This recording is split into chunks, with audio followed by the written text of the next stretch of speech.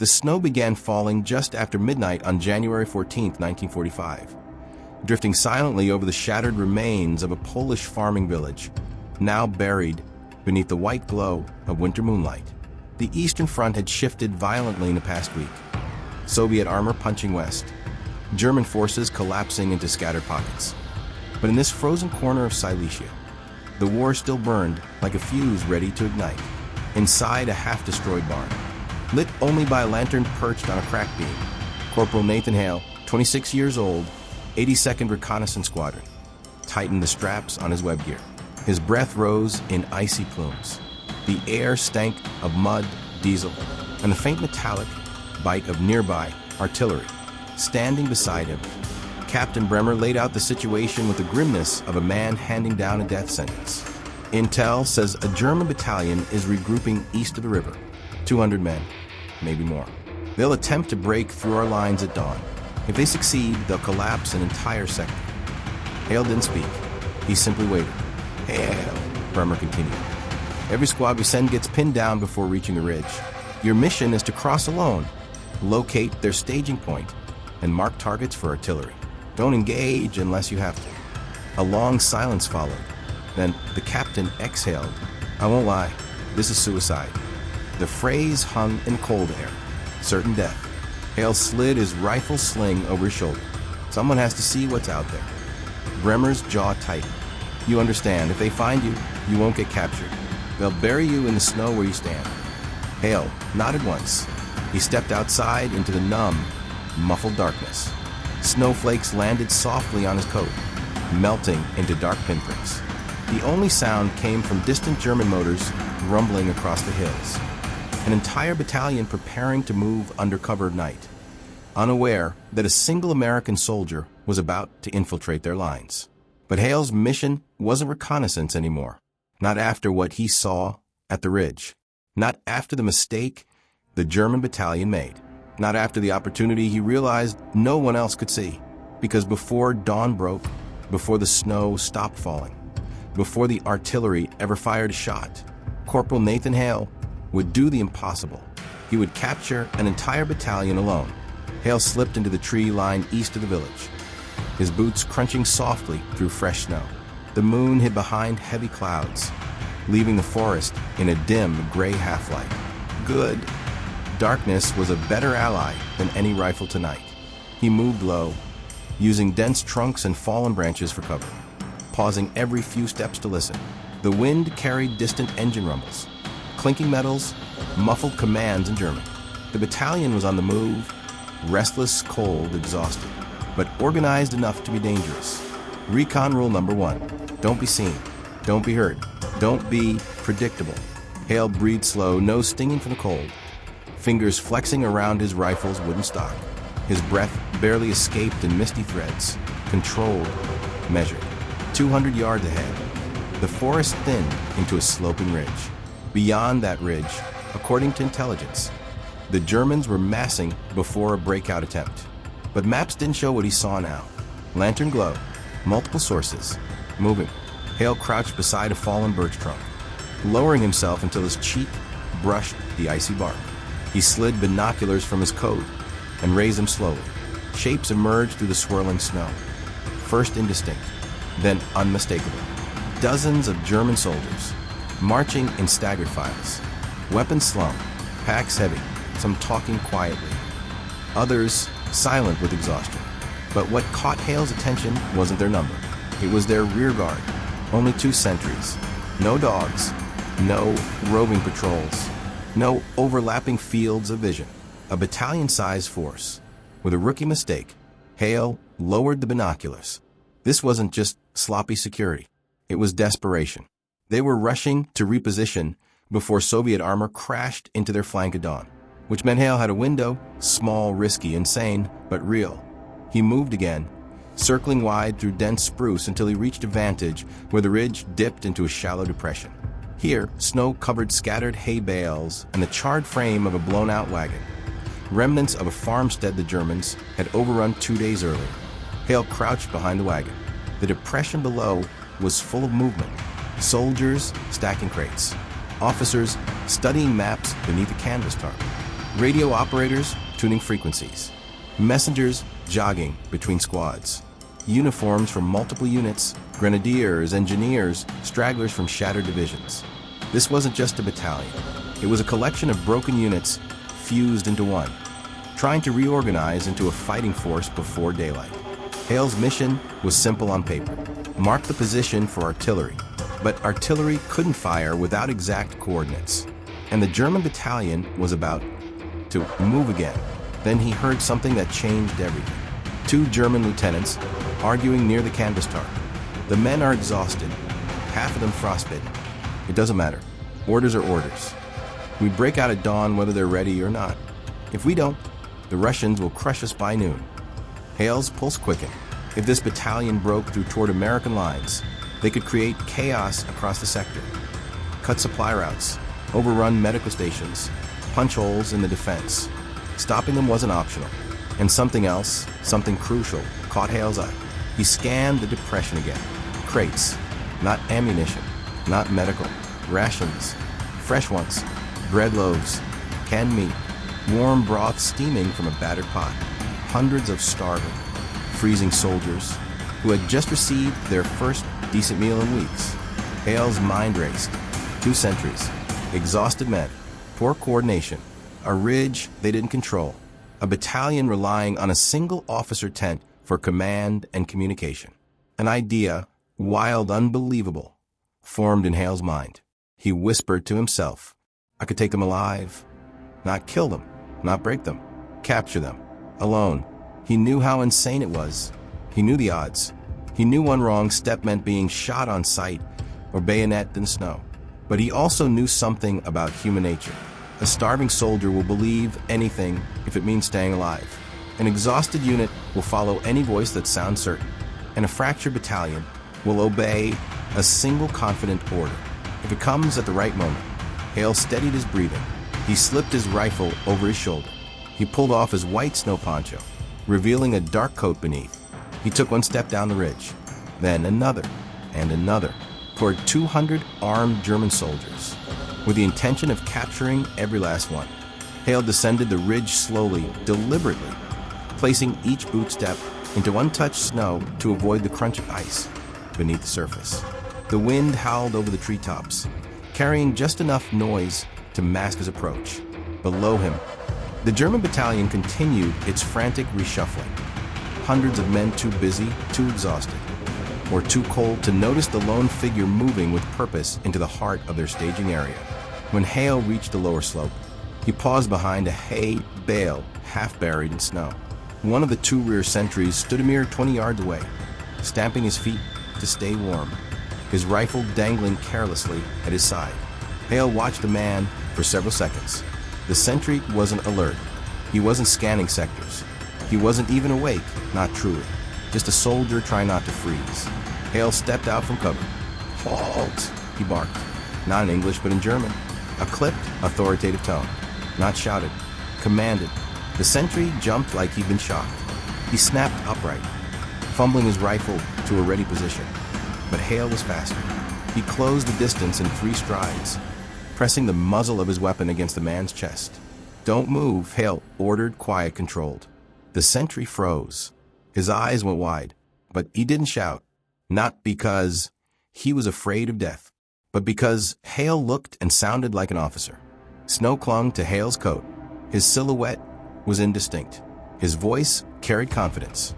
In the chaos of a collapsing front, appearances mattered more than uniforms. Where is your supervising sergeant? Hale demanded. The command tent, a lieutenant, the sentry stammered. A lieutenant? Good. Hale gestured sharply toward the staging area. Go, he ordered. Now. The sentry obeyed instantly, jogging toward the command tent. But crucially, without raising any alarm. He assumed he'd failed at sentry duty and was being reassigned or reprimanded. Hale exhaled. One piece of the illusion was in place. Now came the impossible part. The bluff begins. Hale stepped fully into the depression, walking with the crisp, purposeful stride of a man who absolutely belonged there. German soldiers turned their heads as he passed, some pausing mid-bite from their ration bread, others adjusting gear or checking rifles. but none challenged him, not one. He moved straight toward the command tent where the officers argued over maps. As he approached, two junior officers emerged, still bickering over timetables. The moment they saw Hale, they stopped. Not because they recognized him, not because they suspected anything, but because Hale projected the body language of command. Chin up, shoulders squared. Stride unbroken even in deep snow. In war, confidence is a uniform of its own. One officer saluted reflexively. A lieutenant. Did you bring the updated orders? Hale didn't blink. Yes, he answered. And they're not what you're expecting. Both men stiffened. Gather your companies, Hale continued. Immediately. But, lieutenant, we don't even know you're... Hale stepped closer, his voice dropping into a hard, clipped growl. You have seconds to comply. Do it. The officers exchanged tense glances, torn between confusion and discipline. But discipline won. One ran toward the nearest platoon. The other ducked into the command tent to alert the captain. Hale inhaled once. Everything was balanced on a knife's edge. A battalion that wanted to believe. Minutes later, more than 100 German soldiers gathered in a loose formation, some rubbing their hands together for warmth, others coughing into scarves, all of them hollow-eyed from days of retreat. Hale stepped onto a crate to address them, a lone American inside a battalion that believed he was one of their own. He raised his voice, so it carried through snowfall. Men, listen carefully. Silence rippled outward. He pointed west toward American lines. The enemy has surrounded this valley. Our scouts report armor approaching from the north and a rifle regiment closing from the south. If you attempt a breakout at dawn, he let the sentence hang. You will be annihilated. Uneasy murmurs spread through the ranks. Hale continued. Division command has issued new orders. You are to lay down your weapons and prepare for immediate surrender. The officers stiffened, but none stepped forward. Not yet. Many of the enlisted looked relieved, exhausted, frozen, starving. A chance to survive meant more to them than pride. But the captain inside the tent, he would be the problem. As Hale opened his mouth to deliver the final blow of the bluff, a voice roared behind him. What is the meaning of this? The German battalion commander stormed from the tent, tall, furious, eyes blazing beneath his steel-rimmed glasses. Hale turned slowly to face him. The two men locked eyes. The battalion commander drew his sidearm. Every German soldier froze.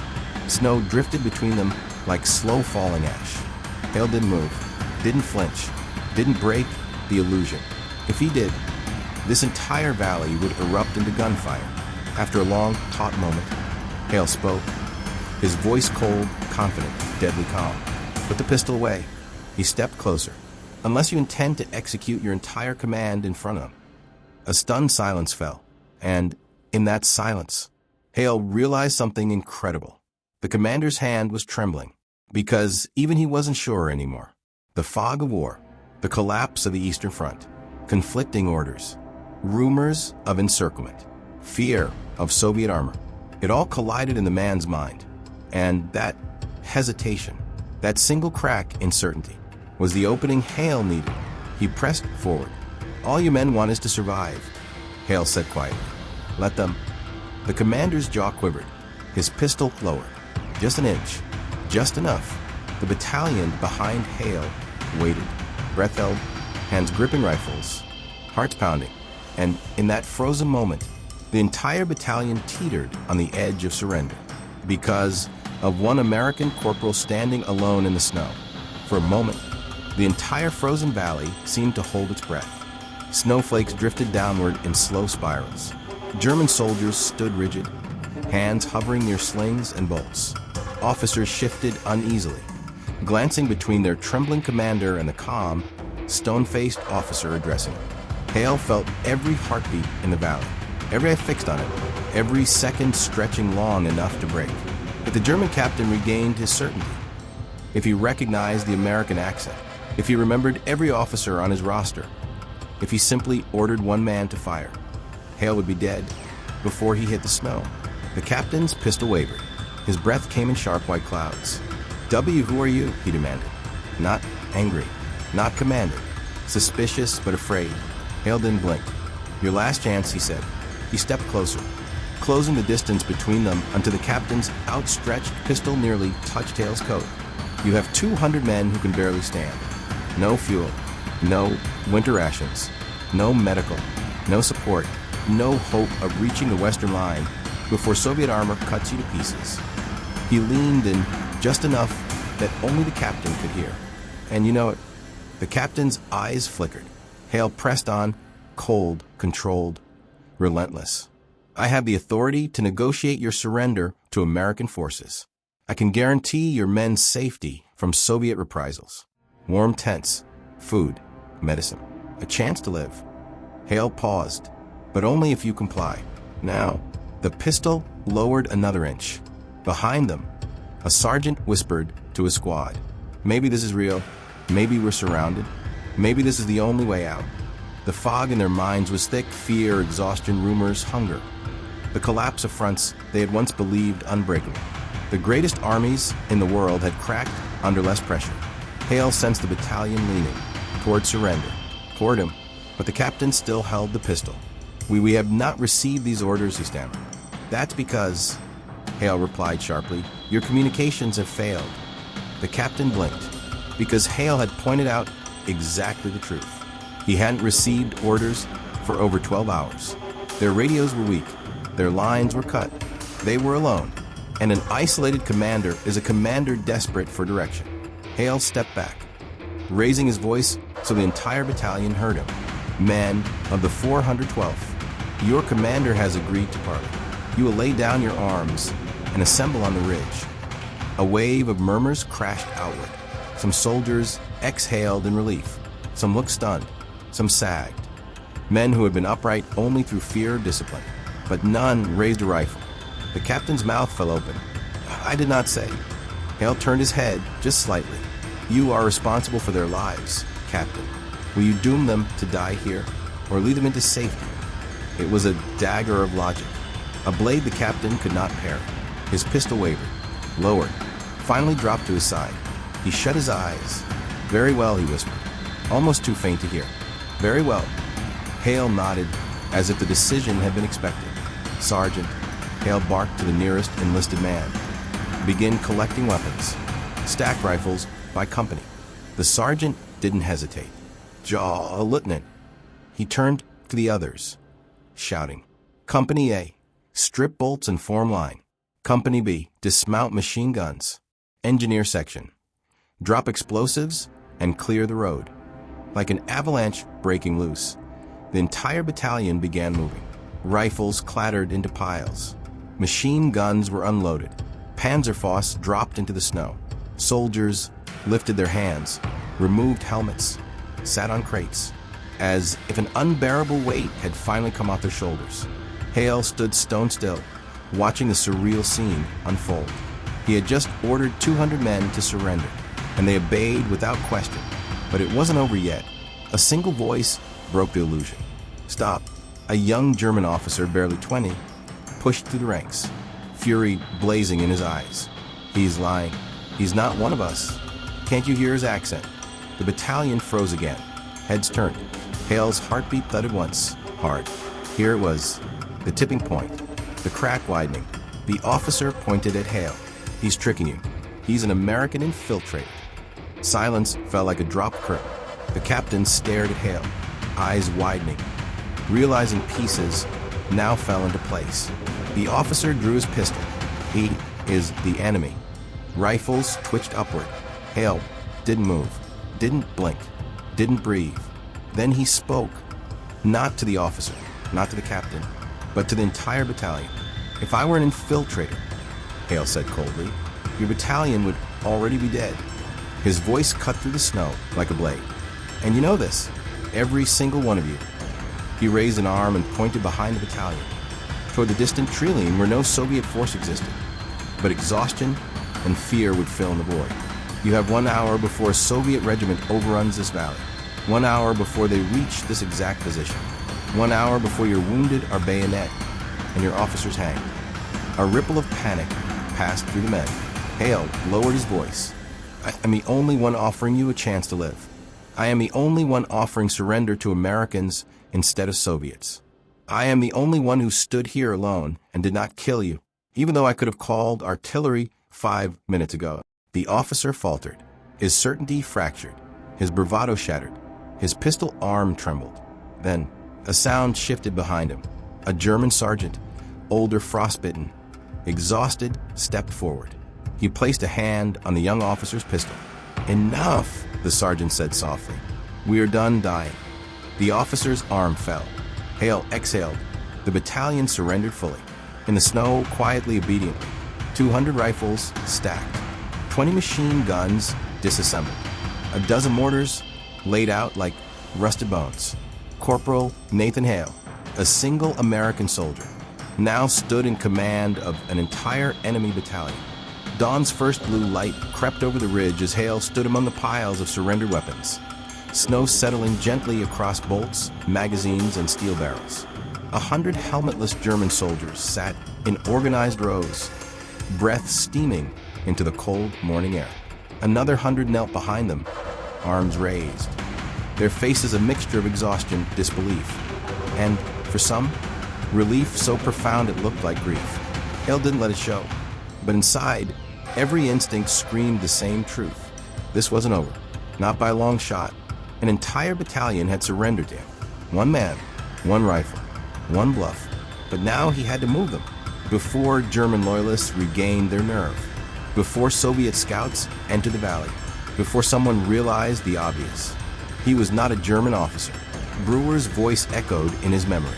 "If they find you, they won't just shoot you, they'll erase you." Hale breathed deep and turned toward the battalion commander, who stood stiffly at his side, trembling but compliant. "Captain," Hale said, "your men will march west toward our lines. I'll radio ahead to ensure they're accepted as POWs." The captain swallowed, nodding slowly. He looked 20 years older than he had an hour before. "I never imagined," the captain whispered, voice cracking, "that surrendering would be a mercy." Hale didn't answer. He couldn't. Not with the weight of what came next. The march begins.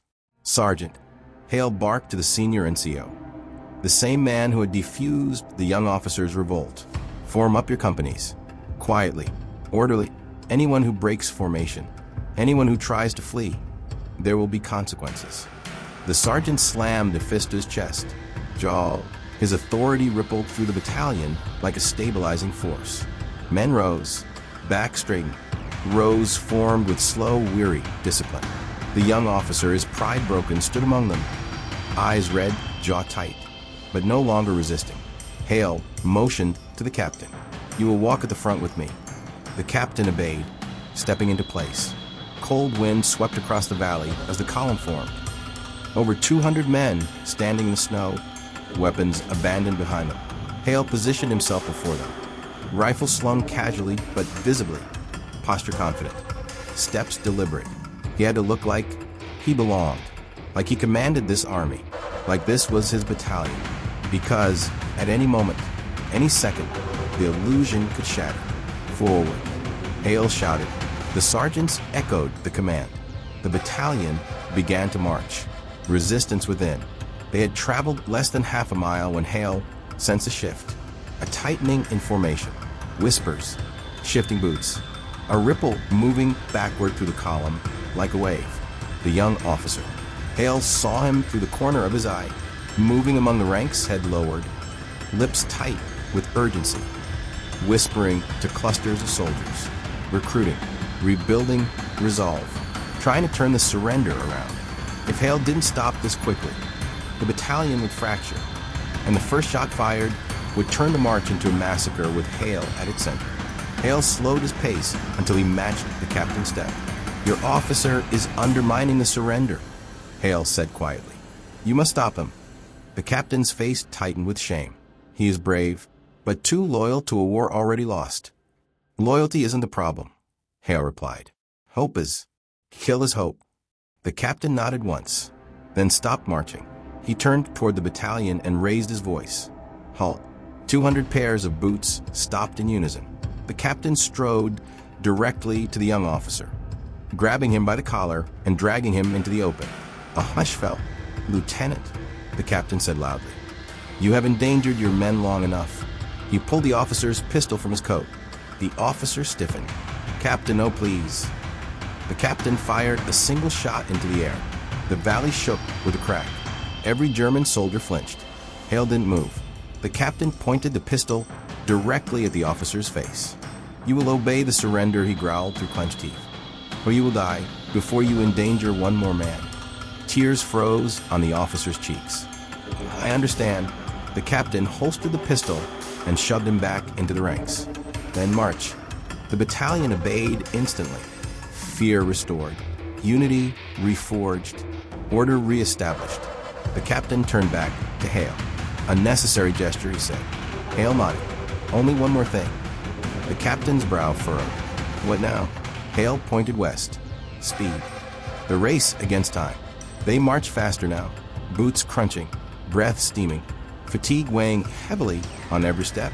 Hale constantly scanned the tree line. Soviet forces could appear at any moment. A patrol, a scout group, a tank column.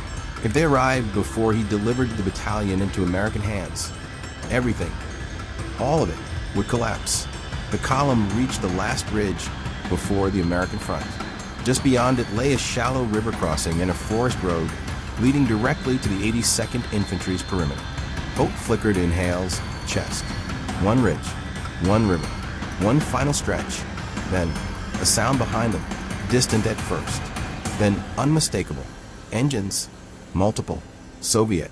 Hale's blood ran cold. He turned sharply to the captain. "They're coming." The captain paled. "You must move your men faster," Hale said. "If the Soviets reach us first, this surrender will end very differently. No more illusions now. No more bluffs. This was pure survival." The captain shouted orders. Sergeants bellowed. The battalion surged forward in a desperate march, limping, stumbling, pushing through exhaustion as Soviet T-34 engines roared somewhere beyond the tree line. Hale grabbed the radio strapped under his coat. He pressed the transmitter.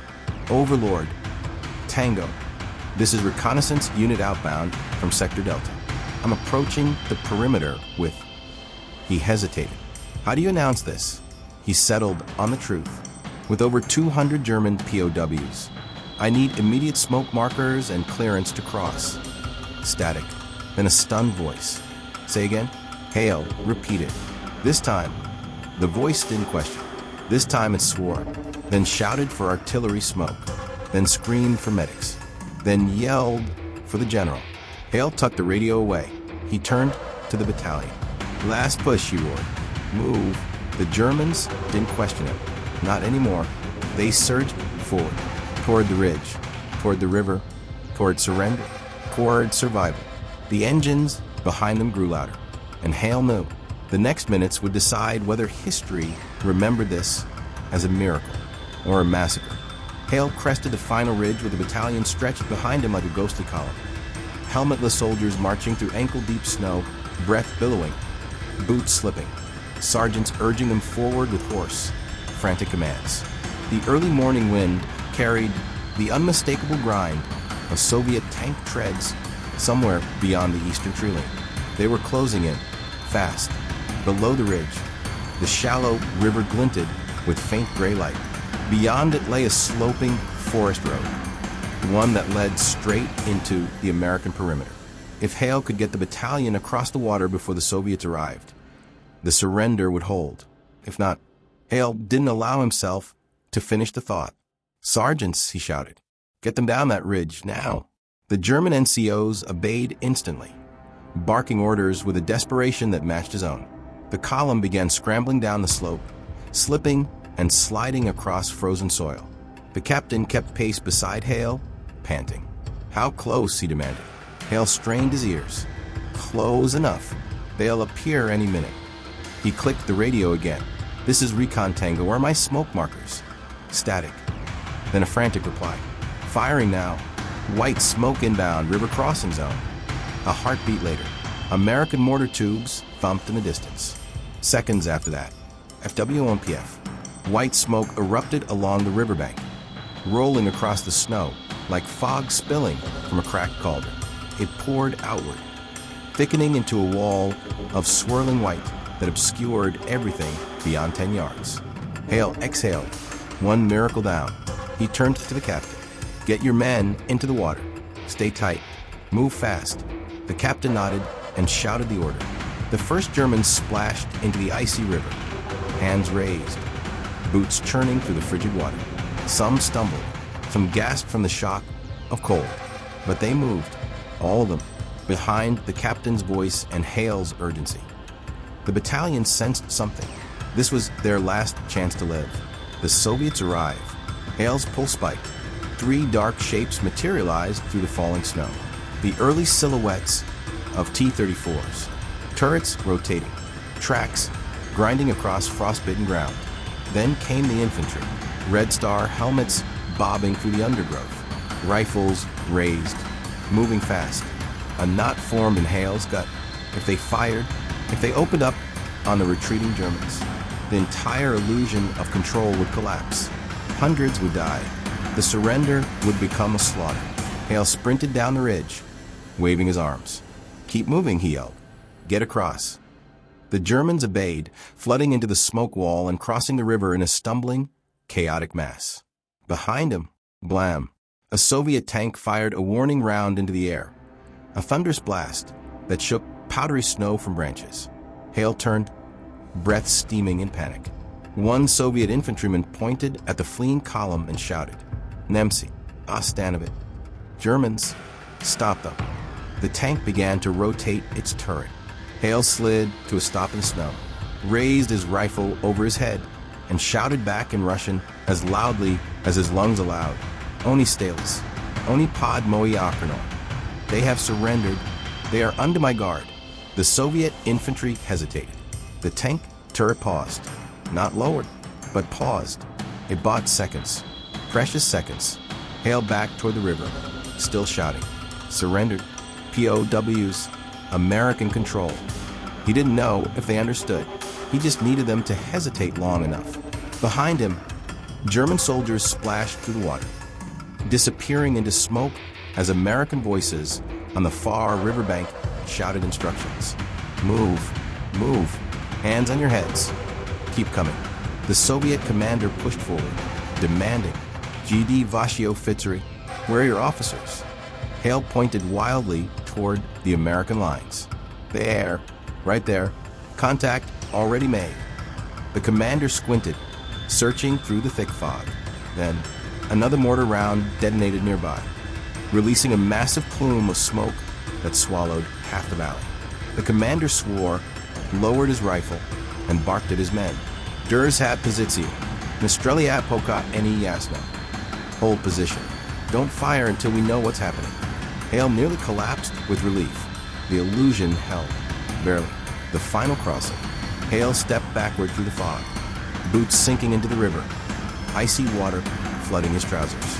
He didn't feel it. Adrenaline was a thicker coat than wool. A hand reached from a smoke. Corporal Hale, an American MP, grabbed his arm and hauled him up the bank. "What in God's name?" Hale staggered upright, breath ragged. "There are 200 POWs," he gasped. "Keep them together. Don't shoot. Soviets are right behind them." The MP's jaw dropped. 200 what?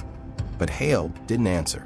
He turned, watching through the drifting white haze as the battalion completed the crossing. Pale faces, trembling hands, uniforms soaked and torn. Men who should have been his enemies, but who were alive because he'd convinced them to believe a lie big enough to save him.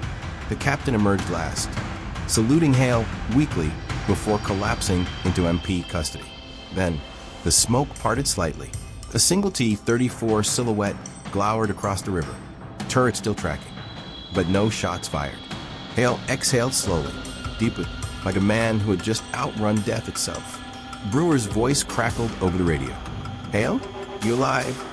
Hale stared at the mass of German POWs sitting quietly in the snow under American guard.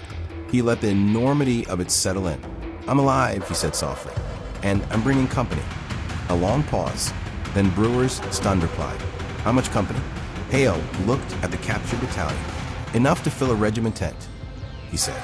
And for the first time since the mission began, Hale allowed himself to smile. By mid-morning, the riverbank had transformed into a surreal scene. American medics, tending frostbitten German soldiers, MPs organizing long rows of prisoners, and artillery crews still scanning the eastern ridge where Soviet tanks had halted in a cloud of smoke. Snow fell lightly again, drifting across helmets and greatcoats, friend and foe alike, blurring the lines between uniforms and exhaustion. Corporal Nathan Hale sat on an overturned ammo crate, coat steaming as it thawed. His boots dripped river water. His fingers trembled with the aftershocks of adrenaline wearing off. Across from him, Captain Bremer walked briskly toward the captured battalion, stopping mid-step when he saw Hale. Bremer's face froze between disbelief and awe. "You actually did it," he said. His voice cracked. "You brought back an entire battalion." Hale shrugged wearily. "Technically, they walked back. I just pointed." Bremer laughed once, too loud, too stunned, then lowered his voice. "Command thinks the Soviets will claim credit. They think you'll get reprimanded for acting alone. They think MPs miscounted the prisoners." He shook his head. "Oh, they can't even agree on how many men you escorted out of there." Hale rubbed cold, stiffened hands together. "As long as they're alive, sir. That's what matters." And it was true. 200 enemy soldiers, men who might have fought, bled, and killed again, now sat quietly under American guard, eating warm rations, bandaged, relieved, grateful, resigned. A battalion removed from the battlefield without a shot fired in anger. Not by force, not by overwhelming numbers, not by artillery, but by one man who saw a crack in certainty and widened it until an army stepped through. After the war, when the reports were written and rewritten, condensed and corrected, Hale's commanding officers struggled to categorize what he'd done. Reconnaissance? Negotiation? Psychological warfare? A miracle? No standard report form had a box for single-handed capture of enemy battalion. Some assumed the Germans had been half-starved or already near collapse. Others theorized they were surrounded. Others dismissed the entire story as an exaggeration. But those present, American and German alike, told the truth plainly. He walked into a valley of armed men, and we followed him out. Hale never wrote a memoir. He never spoke on camera. He never bragged. After the war, he returned to Illinois married, raised 2 children, and worked quietly as a teacher. On rare occasions, very rare, someone would ask him about the winter of 1945. He always gave the same answer. People don't follow uniforms.